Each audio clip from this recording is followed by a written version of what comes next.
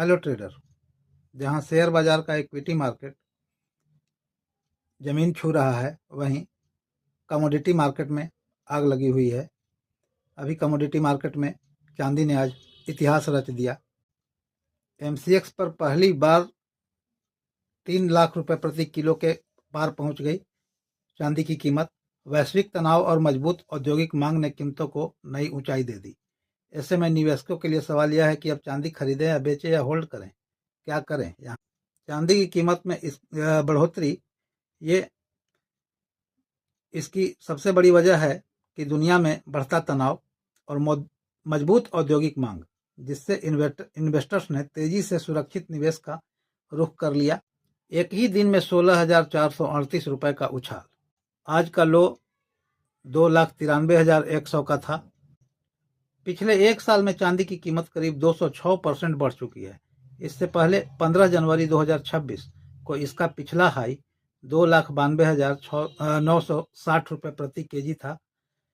19 जनवरी को दोपहर 3:10 बजे तक चांदी में 15,033 रुपये बढ़कर 3,02,570 रुपये प्रति केजी पर यह कारोबार कर।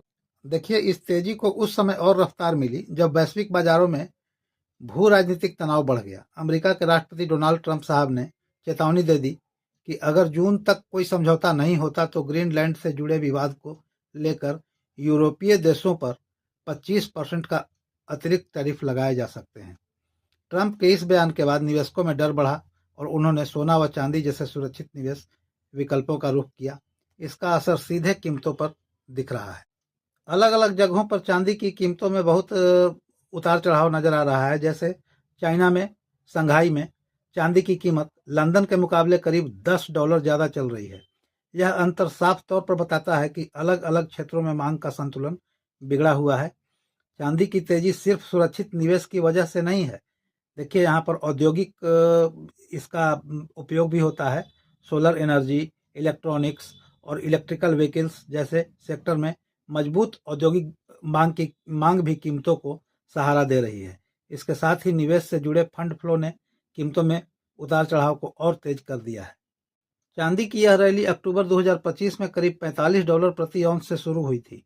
इसके बाद दिसंबर तक कीमत $82.7 प्रति औंस तक पहुंच गई। एक्सपर्ट का मानना है कि सप्लाई की सीमाएं और मजबूत संरचनात्मक मांग इस तेजी को आगे भी सहारा दे सकती है।